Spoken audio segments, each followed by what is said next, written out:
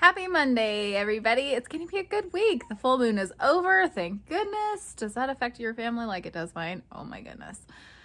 Well, thank goodness that is over for the month and we have a while till the next one. So I thought we would start the week off with a little seedling update. If you weren't here for the video I did a couple weeks ago on starting some seedlings, I will link that for you in the cards, and then I will take you right over and let's go check out, see what we got going on. So I'm gonna actually flip the camera around for you and show you what's growing. All right, so here's our setup. We've got our grow light on the top. Unfortunately, the light I started the season with died, so we had to replace it. I'm pretty sure the housing broke. So there's not a whole lot happening. It's a little too early yet, but we do have a few things going on. So I did have a pretty terrible germination rate with a couple of these pansies, but we'll give them a couple more weeks. Some dandelions, those are doing really well. The leeks are doing well. I'm sorry. Pardon the puppy in the background. She is very mad because my nieces are here, and one of my nieces is very little and she's scared of dogs, so I don't like to let her out. And usually this is the time the kids take her outside. So if you hear that, she's okay, I promise. She'll get to go out when my nieces go home and she'll be just fine. Well, back to the seedlings here. Okay, so we've got leeks in this row. Those are doing great. Now, here's where we kind of go into some problems. You can see we have a lot of gaps in our peppers. I just watered them. Okay, so see all these gaps here. So here's what happened. The first issue we had was that some of the seeds did not germinate, that's normal. That's totally fine. I don't have a problem with that. So I went ahead and resowed the peppers that didn't come in. So you can see that's these guys here, which is the little fake leaves on them. Fake leaves, that's not what they're called. That's all right. I don't know what they're called. The first leaves, but these are called the true leaves right here. I do know what those are called.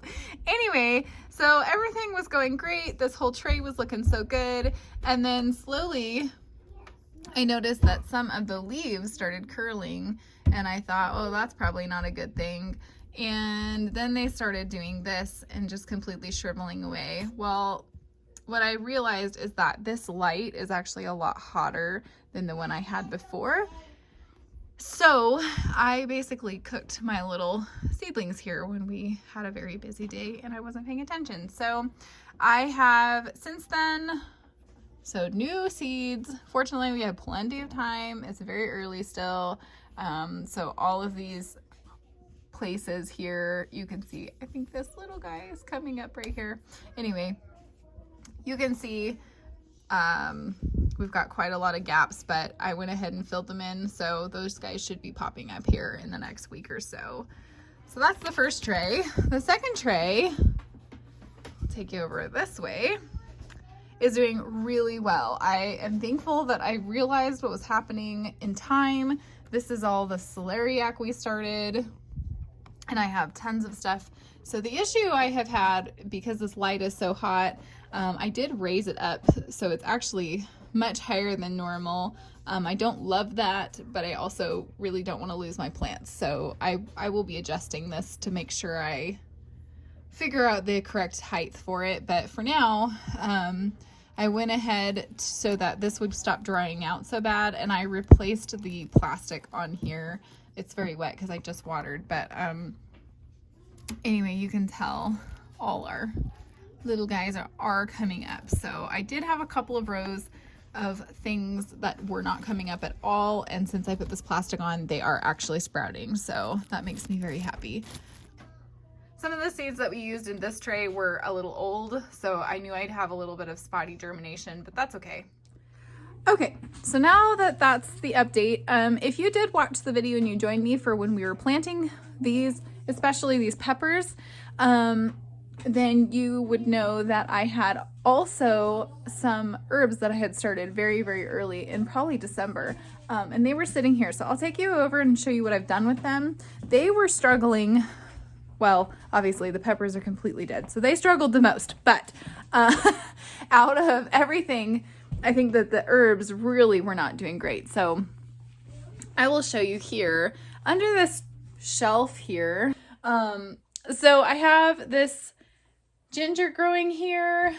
I've had very spotty success with ginger. This cabin of ours is really, really terrible for plants, but there you go. There's a good view.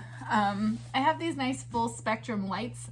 They're just stuck up underneath the shelf, and I thought I would move all of these herbs under the shelf because what was happening was it was just too hot for them under that other light, and none of the new seeds that I planted did very well. What happened was like the more mature plants were suffering being under the plastic, and then I just decided it wasn't worth it. It was better to save what I had. So these are looking much better. They're looking much more green. I only moved these about 2 or 3 days ago. So to see that they've greened up and they're not so yellow anymore shows me that that was the right move.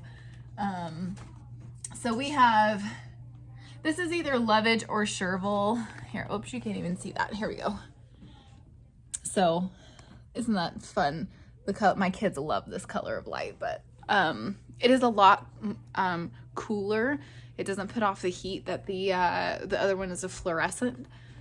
So there is that kind of, I guess it's not necessarily a downside, but it is a thing to note that if you're getting a light like this full spectrum purple, and there's like other colors now too, they don't put off any heat.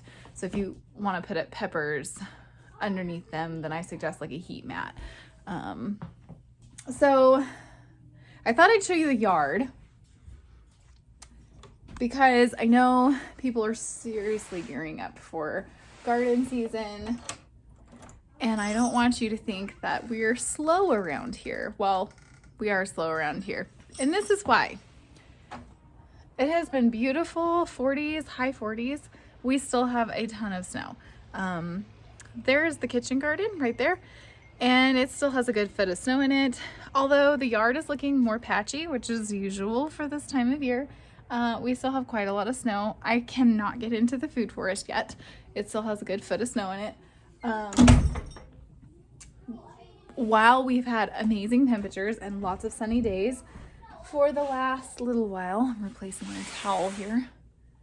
We have this towel to help. Oop, my scarf keeps falling off. While we've had super great temperatures and I've been so thankful for the sun and things, I am certainly no stranger to this weather. We always get that. That's why February is one of my favorite winter months, because it gives you hope for what's to come. But we are actually gearing up for some really, really cold temperatures this week. So if you're in town and you've had little things like some daffodils or tulips and things popping up, I suggest covering those with maybe a sheet or something, or a nice little cloth covering, because we're going to be getting down into, it says 0 a couple of nights. For us out here, nothing's even growing yet. It could be in the negative zone. What, honey?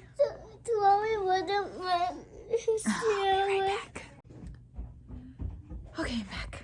We had a really fun cousin sleepover last night. Means everybody's a little bit tired this morning, which is one of the reasons I'm starting this week off with a shorter video.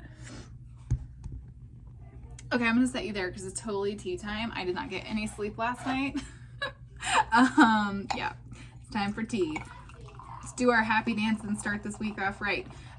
So I just wanted to let you guys know that I'm going to have a ton of garden videos coming up. I am super, super excited to share with you. I have been testing out different methods like back to Eden garden method, lasagna gardening, layer, no-till, permaculture, food forests, you name it. Maybe none of those words are even familiar to you. If not, now you know.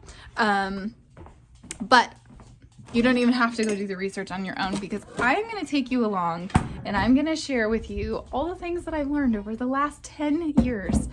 And I am really, really excited. I have lots and lots of trials, lots of fails, lots of good wins, lots of tips on if you're starting a new one and you have no idea where to start. lots of tips on what to do if you started one and it turns into a total disaster. If you would do me a huge favor, I would love for you guys to hit the share button on this video. It's right down below. It's that little arrow, the swoopy arrow. That's what I call it, right? Did you ever see that movie with that lady? I'm really, really terrible with names. Steve Carell was in the movie. That's all I know. Anyway, Date Night. Maybe it was Date Night. I might be wrong. Anyway, and she's like, rainbow wheel, not the rainbow wheel. Yeah, that's me. I call them the rainbow wheel and the little swoopy share button thingy. Yeah, so hit the little swoopy share button right below this video so that anybody else who might have questions can get them answered. If I don't know the answer, my goal is to be able to find the answer or put it to the test and let you guys know what happens. So I'm really, really excited to share that with you. I'm excited to be able to help as many people. I know there's so many people moving to our area, and gardening in North Idaho is not easy. It is really, really not easy. We have very cold winters, really hot summers. Some years it doesn't rain at all for 10 weeks. Sometimes it rains all summer. You just never know. So I think that's what makes Idaho people so cool, is we're very adaptable. So anyway, that's kind of my little shout out for the week. And yeah, let's share these videos as much as we can now, so that way when I start doing garden tours, I cannot wait to show you my garden. Then more people get to see it, and I can help people this year rather than way later down the road. So cheers to a great week. I will see you guys again tomorrow. Thanks for joining me.